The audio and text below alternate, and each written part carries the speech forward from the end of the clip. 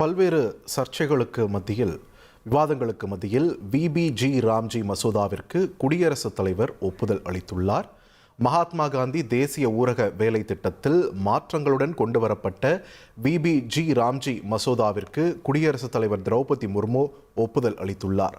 புதிய விபிஜி ராம்ஜி திட்டத்தின் மூலம் நாட்களின் எண்ணிக்கை 100 125 உயர்ந்துள்ளது. விபிஜி ராம்ஜி திட்டம் வளமான தன்னம்பிக்கை கொண்ட கிராமப்புறத்திற்கான அடித்தளம் என்றும் மத்திய அரசு நம்பிக்கை தெரிவித்துள்ளது. பழைய நடைமுறையில் 100% ஊதியம் மத்திய அரசால் வழங்கப்பட்ட நிலையில் புதிய சட்டப்படி 60% சம்பளத்தை மத்திய அரசு ஏற்றுக்கொள்ளும், 40% மாநில அரசு ஏற்றுக்கொள்ள வேண்டும் என்றும் கூறப்பட்டுள்ளது. தற்போது இந்த விபிஜி ராம்ஜி மசோதாவிற்கு குடியரசுத் தலைவர் திரௌபதி முர்மு ஒப்புதல் வழங்கியிருக்கிறார். அதனை முக்கிய செய்தியாக நாம் பார்க்கிறோம். மகாத்மா காந்தி தேசிய ஊரக வேலைவாய்ப்பு திட்டமானது மாற்றப்பட்டு அதற்கு பதிலாக விக்ஷித் பாரத் ஜி ராம்ஜி என்ற மசோதாவானது நாடாளுமன்றத்தில் மத்திய அரசால் தாக்கல் செய்யப்பட்டு பல்வேறு விவாதங்கள் அது தொடர்பாகவும் நடைபெற்றது.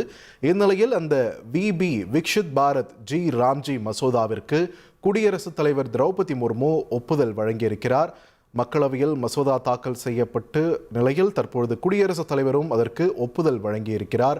இதுவரை 100% சம்பளம் மத்திய அரசு தரப்பிலிருந்து வழங்கப்பட்ட நிலையில் இந்த புதிய திட்டத்தின் மூலம் 60% சம்பளம் மத்திய அரசும் 40% சம்பளம் மாநில அரசும் வழங்கப்பட இருக்கிறது.